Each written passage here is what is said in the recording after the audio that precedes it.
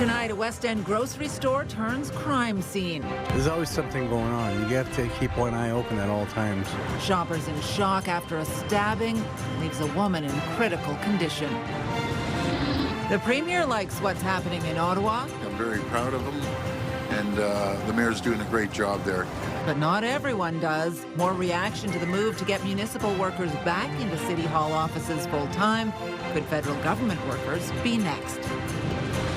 And reprimanded after a vote by her council colleagues. I think it's a lesson for all of us that when we engage with the community, we hold ourselves to a higher standard. But Stephanie Plante will not lose any pay. Given these mitigating factors, first offense, deleted post, openness to mediation, you'd expect a proportionate response. After a ruling, her social media posts violated the code of conduct.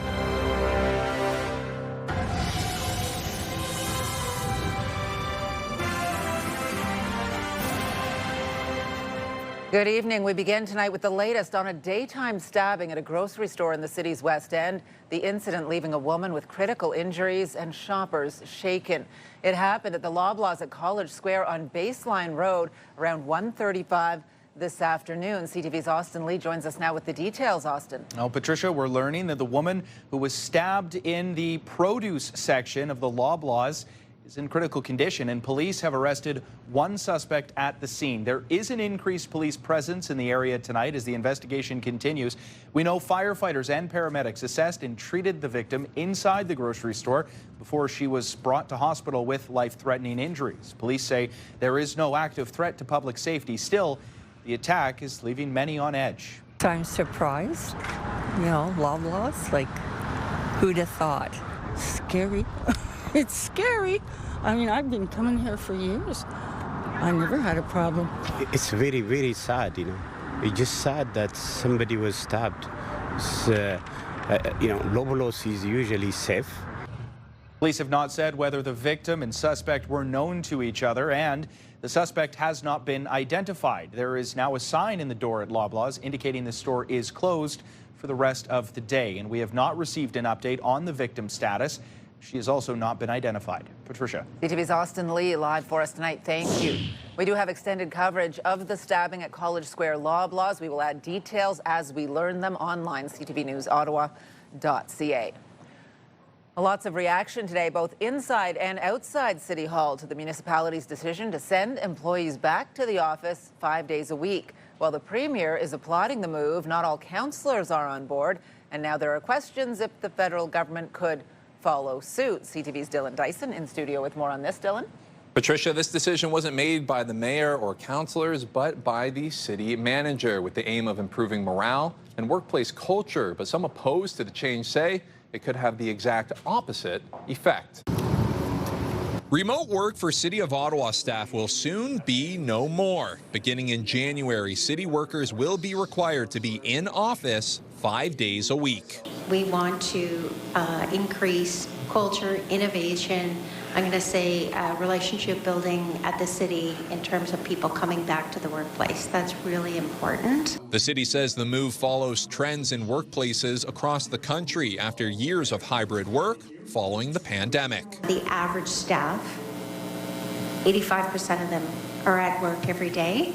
Others are at the office or at their place of work 2 to 5 days a week. It's about a 6 or 7% increase in the amount of time that our total workforce is going to spend at the workplace. It will see about 2,600 employees back in office 5 days a week, which businesses say will provide a big boost, similar to when federal public servants return to the office 3 days a week. We did see an immediate increase in our lunch volume and also to our after work volume, and just honestly through a little bit throughout the day. So it's really good to have that energy back in the restaurant. I definitely do expect to see a little bit more people coming in. Ontario's Premier praising the move, and Mayor Sutcliffe. I spoke to him the other night. I'm very proud of him, and the mayor's doing a great job there.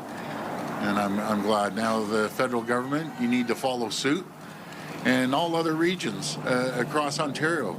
It's time to bring people back to work. But some city councillors not in favor of the return to office. I think morale is not going to be increased by this. I think there's a lot of workers that are unhappy and upset about this decision. That feedback, it's mixed in terms of coming into the workplace versus not coming into the workplace. I wish we would make evidence-based decisions, and in this case, the evidence doesn't support that productivity is going to improve. I think this was a values-based decision based on what the Premier had said, and unfortunately, it's the wrong one.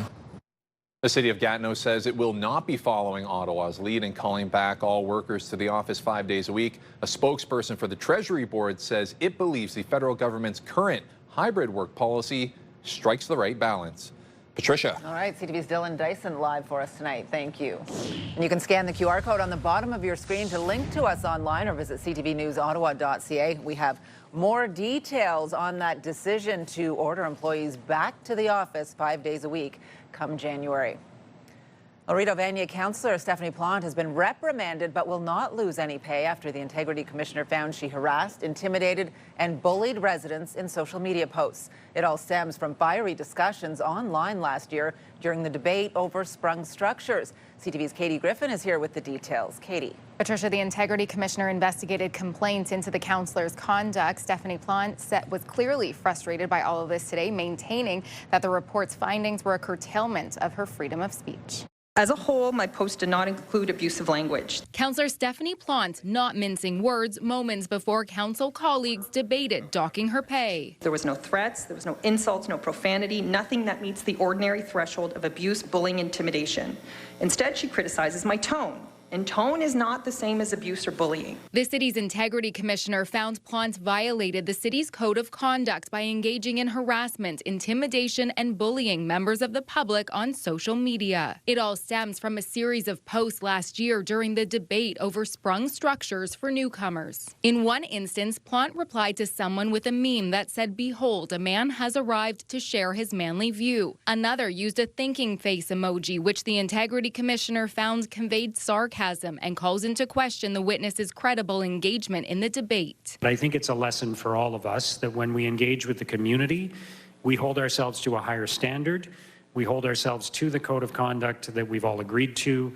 And it's our job to elevate the discussion and keep the discussion focused on the facts and not on the people involved. The Integrity Commissioner recommended Plante's pay be suspended for 3 days. Given these mitigating factors, first offense, deleted post, openness to mediation, you'd expect a proportionate response. The Commissioner could have recommended a reminder, a warning, mandatory training, but instead she went right to suspension of pay, which is the most serious penalty available short of removal from committee. That is not proportionate, that is punitive. Councillor Bradley?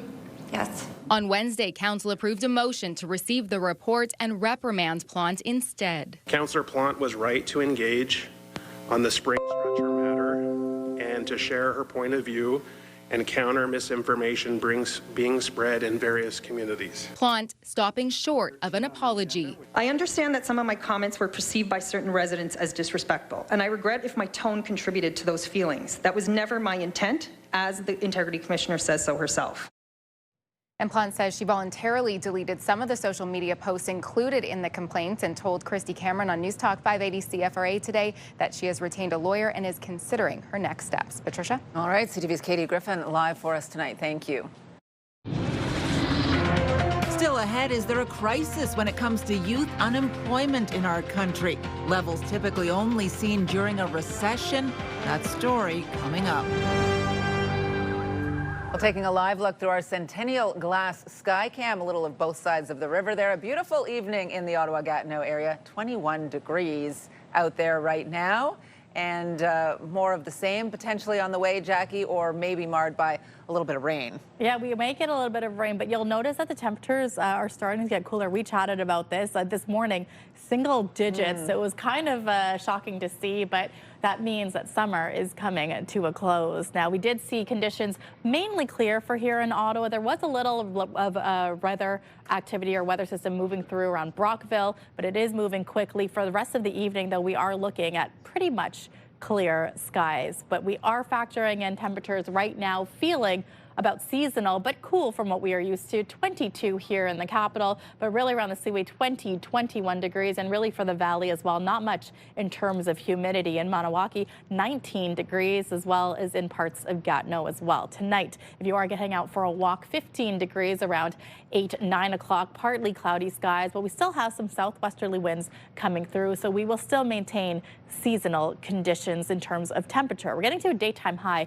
about 22 degrees, but we talked about the much needed rain. Well, we are likely going to get that for our Thursday afternoon into the evening. So here in Ottawa, we are expecting between 10 to 15 millimeters of rain for the afternoon, so you may have a wet commute home in our Thursday evening. Taking a look at the futurecast here, we are expecting that Thursday overnight, we're likely going to see the rain starting to move through in the valley. Then it's going to move through Ottawa pretty much for all of our Thursday. We are likely going to see potential for a risk of thunderstorm, part Kingston, partly in Brockville. So we're keeping an eye on that as well. We'll have these details and what your long-term forecast is going to look like, especially for the Labor Day weekend, in just a bit. Patricia. Well, a warning tonight from Ottawa Public Health to protect yourself against mosquito bites after confirmation of the city's first case of West Nile virus in a human. This is the first case in a human in Ottawa so far this year. Ottawa Public Health has also confirmed a case of Eastern equine encephalitis virus, or EEEV, in a horse. Both viruses are spread to humans through mosquito bites. EEEV is rare but can cause serious neurological disease and even death. Last year, an Ottawa resident did die of the virus. A motorcyclist was seriously injured after colliding with a moose in the Ottawa Valley this morning. Emergency crews were called to Highway 17 between Petawawa and Chalk River just after 5 a.m. The motorcycle driver was airlifted to an Ottawa hospital. OC Transpo is facing more financial trouble. The transit agency projecting another multi-million-dollar budget deficit this year. A new report shows OC Transpo is expecting to run a $46.6 million deficit by the end of 2025. Staff say that's mainly due to low ridership and a lack of funding from upper levels of government. The 2025 municipal budget included a $36 million hole for possible funding from both the Ontario and federal governments, but no new funding has come through. Council did approve a plan to use $36 million from the reserves to cover the OC Transpo deficit if funding was not approved or provided. The budget directions for 2026 include increasing the transit service levy and transit fares.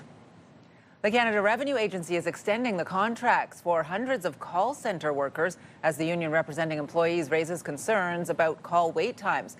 The CRA confirms the contracts for 850 employees that were set to expire in September have been extended until the end of March, while the union says it's pleased with the decision, but is still calling on the government to hire more call centre agents.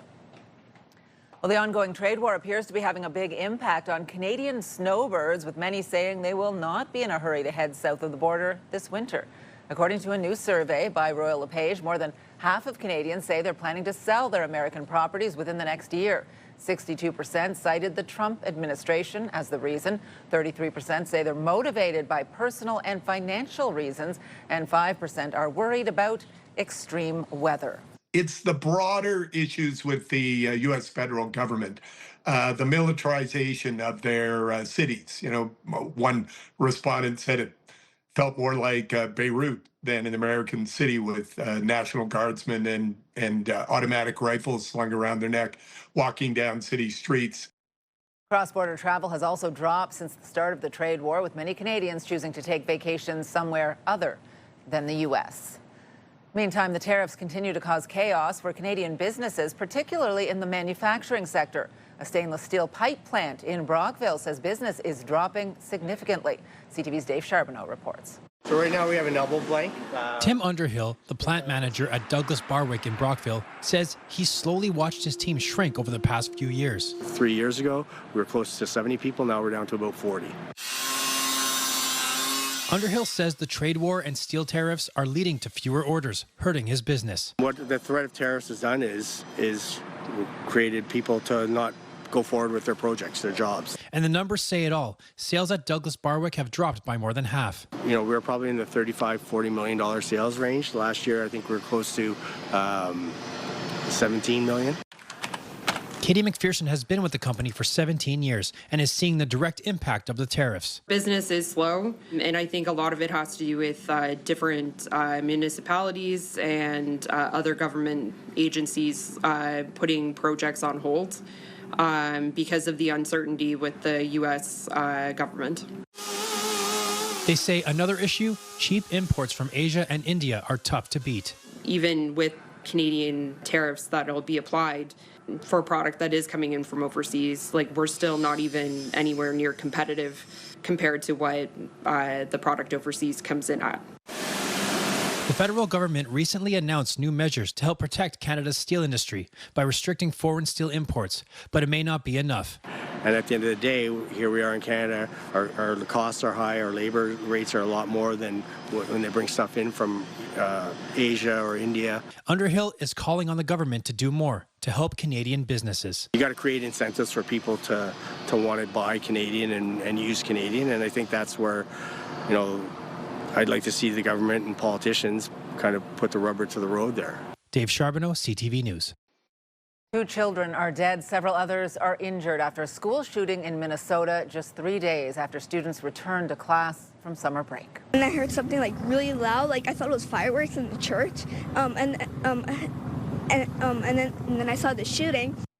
The gunman opened fire at a Minneapolis Catholic school while students were attending Mass. Police say the 23-year-old fired through the school's chapel windows, killing 2 students, just 8 and 10 years old. 14 other children and 3 adults were also injured. We're also aware of a manifesto that the shooter had timed to be released on YouTube. This manifesto appeared to show him at the scene and included some disturbing writings. Police say the shooter died from a self-inflicted gunshot wound. The FBI is investigating the attack as a case of domestic terrorism and a hate crime against Catholics. Well, Canadian officials once again meeting with their U.S. counterparts in Washington today. The Canadian delegation, including the federal justice minister, public safety minister, and fentanyl czar, met with Attorney General Pam Bondi to discuss border safety. They called it a, quote, touch base meeting with the goal of keeping an open dialogue with the Americans. And while federal ministers were in Washington, Prime Minister Mark Carney wrapped up his trip to Europe with a visit to Canadian soldiers in Latvia.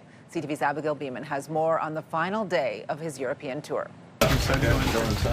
Inside a field ambulance, up close with tanks, Prime Minister Mark Carney talked to dozens of Canadian troops to learn what they do, and he heard what they need. And you see how important, for lack of a better term, drones are in the Ukraine fight.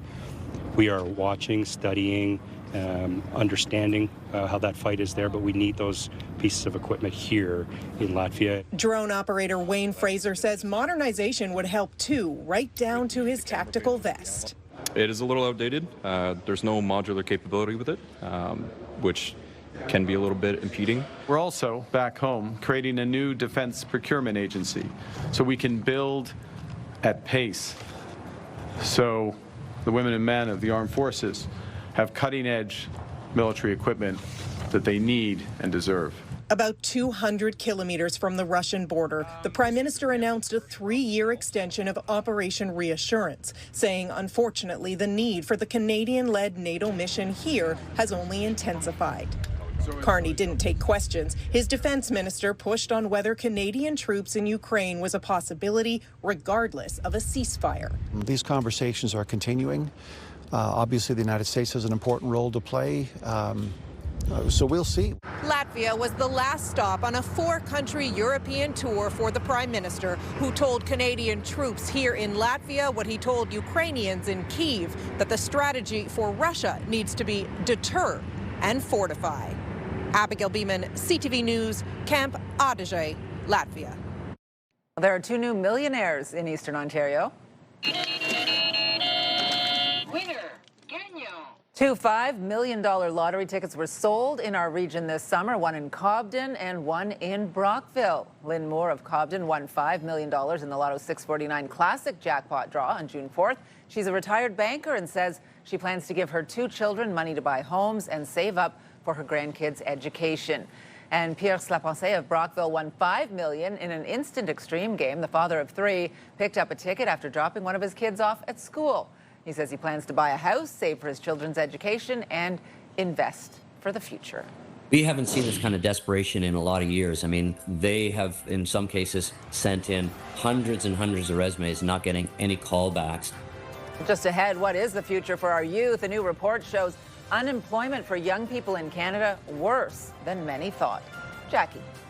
Thanks, Patricia. We are tracking a weather system, a large weather system that's moving through northern Ontario. It's likely to enter the region probably overnight. Pembroke, as well as Petawawa, the valleys, that's when we're likely going to see some rainfall in the morning. But here in Ottawa, we're likely going to have a cloudy start to the day, and the showers expected to come in the late afternoon. Now, here's a live look through our Centennial Glass Sky Cam. No rain yet. It's 21 degrees. The sun's still peeking through some partly cloudy skies. We're looking out through Kaweki Point. CTV Ottawa is your home for local news. Katie Griffin, CTV News in the Byward Market. Centertown. Canada. Stittsville. Bringing you local stories that matter the most to you. Kimberly Fowler in Westboro. Orleans. Barhaven. From every corner of the community. In the Glebe. Manotick. Merrickville. Brockville. From the team you trust, we are CTV News Ottawa. Live, local, breaking news. CTV News Ottawa.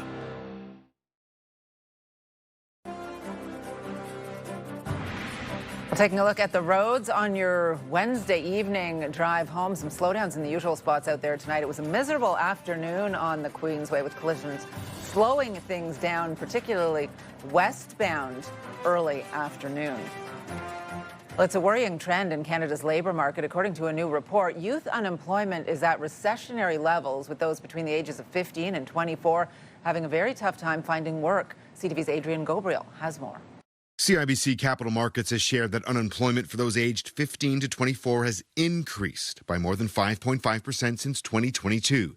The average uptick in youth unemployment during a recession typically has been around 4%. It is unusual to see this level of youth unemployment when the economy is not in an outright recession.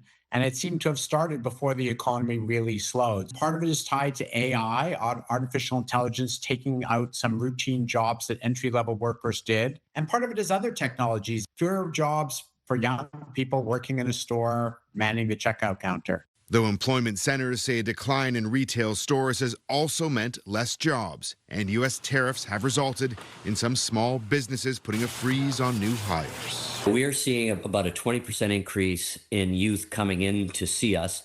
We haven't seen this kind of desperation in a lot of years. I mean, they have, in some cases, sent in hundreds and hundreds of resumes, not getting any callbacks.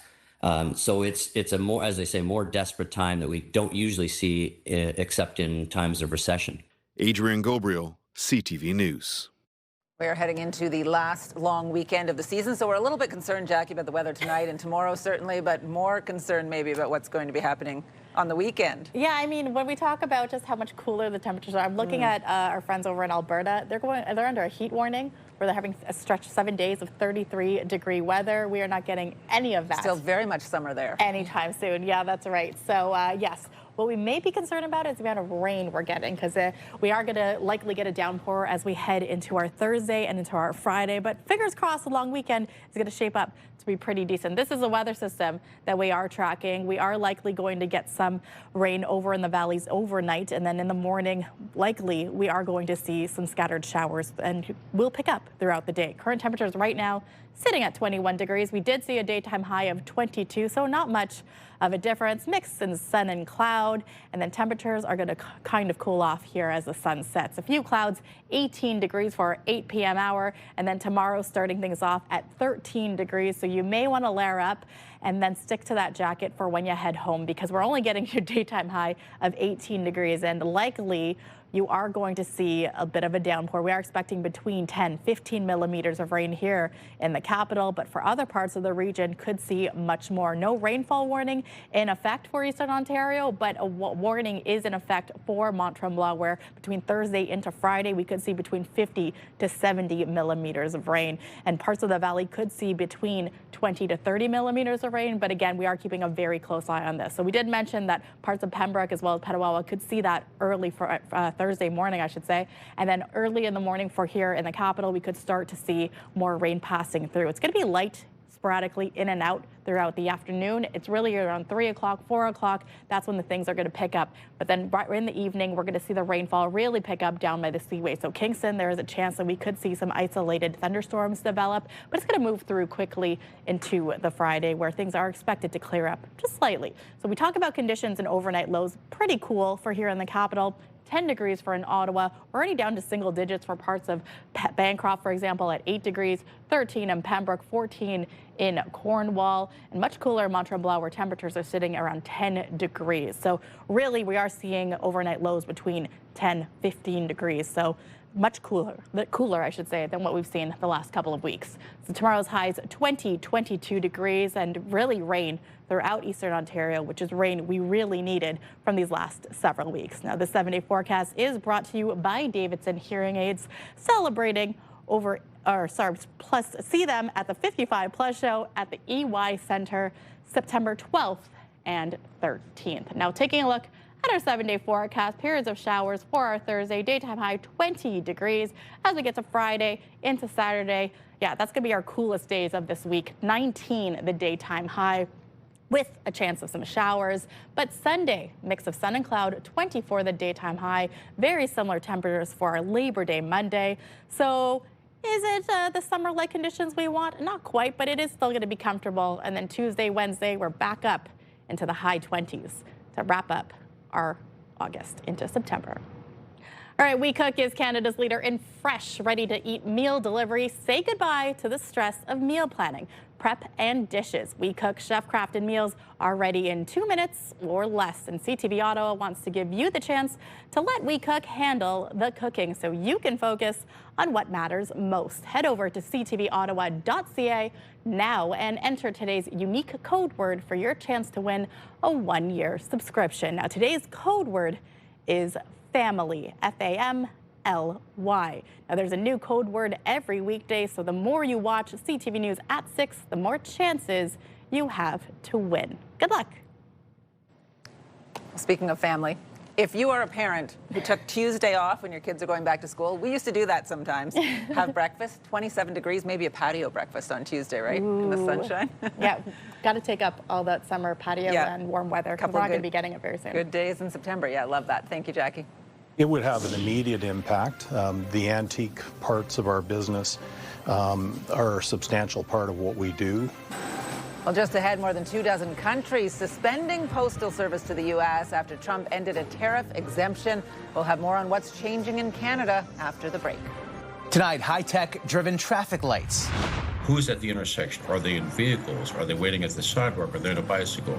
How AI could hold the key to ease gridlock, and how many provinces are giving it the green light. Later on CTV National News. CTV News community and weather anchor Jackie Perez. Weeknights.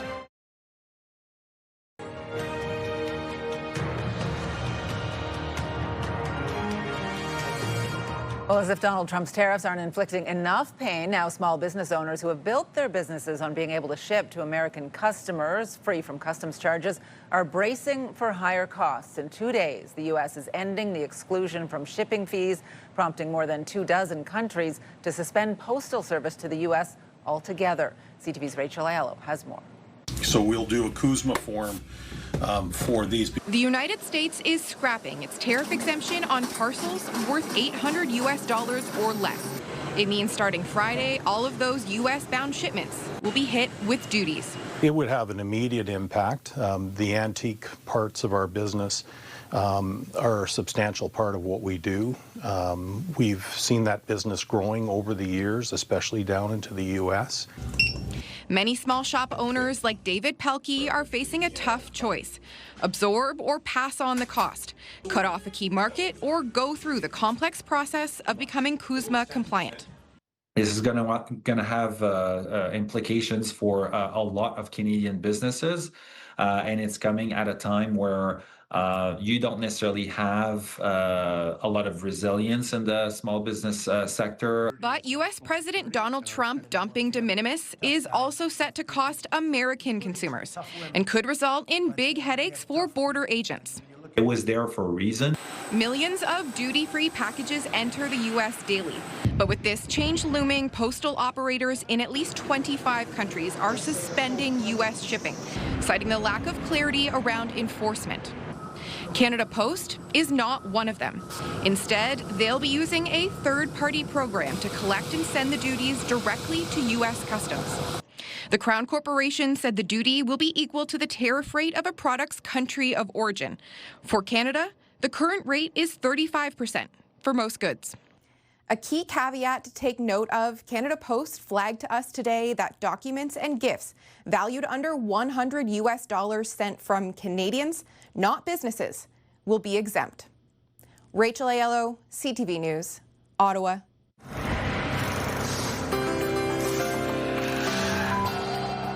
Well, in tonight's big picture, a messy tradition returning to the streets of Spain. The roads flooded with tomato juice at the annual La Tomatina Festival near Valencia. 22,000 people taking part in the tomato food fight. The tradition dates back to 1945 when a spontaneous and saucy skirmish broke out among local villagers. Well, now some other stories you need to know. Right now, Air Canada flight attendants have begun voting on a new tentative deal. More than 10,000 workers are eligible to vote between today and September 6th. The proposed deal includes a pay bump and addresses the issue of unpaid work while airplanes are still on the ground. The airline and union agreed to the tentative deal last week, ending a 3-day strike that caused chaos for hundreds of thousands of passengers during the busy summer travel season. Ottawa travelers will soon be able to fly directly to Fort McMurray, Alberta. Porter is launching a direct route between the two cities this fall. The flights will take off on Mondays, Wednesdays, and Fridays starting November 17th.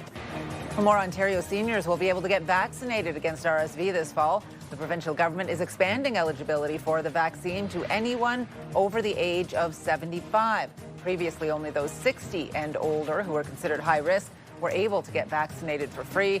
Infants, high-risk children, and those who are pregnant are also eligible for the RSV vaccine. Well, Manotick Park is being renamed after Governor General Mary Simon. Councillors passing a motion today to change the name of Whitewood Avenue Park to Mary Simon Park. It's located on Whitewood Avenue near Bankfield and Colony Heights roads. A new sign will be installed, which will include a plaque with a brief history of the Governor General's contributions to Canada. The final long weekend of summer is almost here, and here's a look at what will be open and closed in Ottawa on Labor Day Monday. OC Transpo will run on a Sunday schedule. There will not be any garbage or recycling collection. It will be delayed by one day next week. City service centres and libraries will be closed. The Rideau Centre and Tanger outlets will be open. All other malls, though, will be closed. Businesses in the Glebe, Byward Market and Lansdowne will be allowed to stay open. Most grocery stores will be closed and museums will be open. These dietary supplements in particular are very, very easily accessible. You can buy them at Costco, you can buy them at Shoppers. Well, just ahead, new research shows workout supplements that many young people consume may be harmful for some teenagers. Ottawa news, weather, traffic. It's everything you need. CTV Morning Live, weekdays. You're watching CTV News with Patricia Boll. Get the latest live local breaking news. Sign up now for our morning and evening CTV News Ottawa newsletter. The best local content from CTV News, CTV Morning Live, and News Talk 580 CFRA. Get it all in one place. Sign up now at ctvnewsottawa.ca. The CTV News Ottawa newsletter is brought to you in part by CAA Business.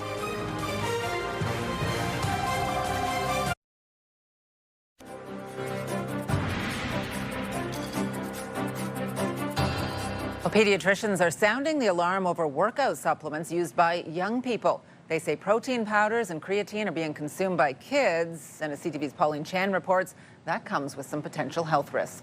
The survey looked at 857 pediatricians across Canada and showed 17% of them had dealt with adolescents who needed medical attention because of dietary supplements or performance-type drugs over the past year. Most of them are related to things like gastrointestinal issues or maybe some sort of like cardiac issues, maybe in arrhythmias, things of that nature. Kidney problems were also common. The vast majority of the patients were boys. More than half were aged 13 13 to 15, and a third were aged 10 to 12. More than half of the doctors say they never screen regularly for supplements or performance-enhancing chemicals, and a quarter said they had no knowledge about the substances. I think the important thing is just to recognize, especially for parents and pediatricians and healthcare providers at large, is that these dietary supplements in particular are very, very easily accessible. You can buy them at Costco, you can buy them at Shoppers. Items such as whey powder, pre-workout mixes, and creatine are also available online. And lead researcher Kyle Ganson says their use has been increasing in teens recently. Certainly social media is a big proponent of this and obviously influencing a lot of young people to go towards some of these supplements. Use of illegal drugs such as anabolic steroids has also been on the rise in kids, and Ganson says the harms are not just physical. Also things like body image issues or other disordered eating patterns or overexercising, which again can also cause some other problems. He says parents and healthcare providers need to know more about these substances and encourage safe use of them. Pauline Chan, CTV News. Well, coming up, the world's most valuable company reports its earnings for the second quarter. We have those details from the BNN Bloomberg newsroom. You're watching CTV News with Patricia Bowl. CTV Ottawa wants to give you the chance to let We Cook handle the cooking so that you can focus on what matters most. We Cook is Canada's leader in ready-to-eat meal delivery, making meal prep effortless with delicious chef-crafted meals ready in minutes. To enter, watch CTV for the daily code word for your chance to win a one-year We Cook subscription. Whether it's a quick dinner or a hassle-free meal for the whole family, there's a new We Cook code word every day. Tune in for your chance to win. Ottawa is always on the move. We're a big city with a laid-back vibe, where foodies love their sweets and markets bursting with flavor, wrapped up in waterways and hot summer days. This is a city where culture is on display. And the future meets the past. Where people come together. Always proud. Often loud. Woo! And positively the best place to live. We move with you, Ottawa!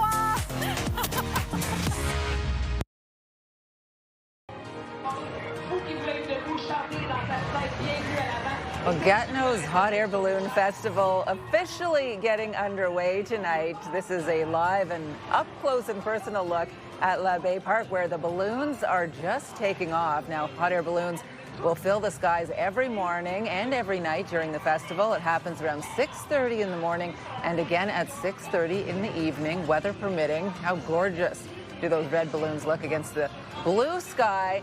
And that's not the whole festival. There's also a whole lot of entertainment over in Gatineau as well. This year's lineup includes Flow Rida, Alessia Cara, and Talk. The festival runs almost right through the weekend, wrapping up on Sunday just before your Labor Day Monday holiday. Well, NVIDIA did not disappoint when the tech giant reported its latest results today. BNN Bloomberg's Morella Fernandez has more on that and other business headlines. The world's most valuable company reported earnings after the North American markets closed. NVIDIA's revenue is up 56% year over year, ringing in at $46.7 billion in its latest quarter. Washington has made it more difficult for NVIDIA to sell its semiconductor chips to China, but that seems to be only a hiccup for the company as it capitalizes on the ramp up of AI worldwide. Royal Bank's third quarter profit came in at $5.4 billion, almost $1 billion more than the same period last year. The company is doing well across all of its business segments, but personal banking spiked 22% over last year. Dollarama reported a profit of almost $322 million in its latest quarter. That's up more than 10% from the same quarter last year. The growth comes from opening more stores. Dollarama has added more than 400 of them in the last year. Here's a look at how the trading day ended. The Canadian dollar moved up to $72.52. West Texas Intermediate is up 90 cents to $64.15. Western Canadian Select is down close to $1.50 at $50.23. And the TSX hit another record close again today, gaining 93 points to 28,433. Those are your business headlines. I'm Morella Fernandez. Let's do this, baby. Careful. This is history. Well, coming up, if you watched Amazing Race Canada last night, you may have spotted some familiar locations in Eastern Ontario. We'll show you those coming up. Jackie. Thanks, Patricia. We're in for another partly cloudy evening, but the temperatures are really going to cool down. Overnight low, about 10 degrees. Then we're getting to a daytime high of 22 for our Thursday. And yes, we are expecting precipitation to come in the late afternoon. It's between 10 to 15 millimeters at least. So we'll be keeping a close eye on that. No rain in the sky right now. Here's a live look through our Centennial Glass Sky Cam overlooking TD Place, downtown Ottawa. 21 degrees.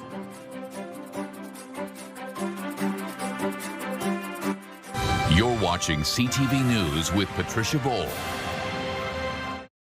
On Sunday, October 5th, CHEO's RBC Race for the Kids will support the largest redevelopment campaign in CHEO's 50-year history. Join CTV and Move 100 and register now for the 5K or 10K timed all-terrain routes or the 2K accessible family fun run at Wesley Clover Parks. Whether you run, walk, or cheer participants on, there will be something for everyone with music, food, and activities to enjoy. Register now for CHEO's RBC Race for the Kids and help support pediatric health care in our community. The National Capital Region is jam-packed with incredible experiences you don't want to miss. Hey, I'm Sanaya Taylor, your iHeartRadio Weekender, powered by Barrhaven Ford. Get the inside scoop on all the biggest and best events every Thursday, Friday, and Saturday on CTV, Move 100, Pure Country 94, TSN 1200, and News Talk 580 CFRA.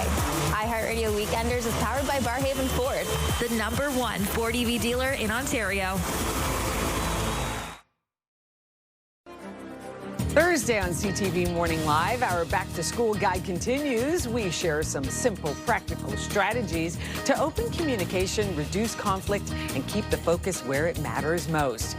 We tell you about some chef-crafted meals that can make busy weekends and office lunches stress-free. Wake up the right way with CTV Morning Live. Hairstyles, courtesy of Salon Fiorella. Well, here's what is on CTV tonight. Match Game, Battle of the Generations, Master Chef, and Gordon Ramsay's Secret Service. Here's a recap of the top stories we are following right now. It's very, very sad, you know. It's just sad that somebody was stabbed. It's, Lobos is usually safe.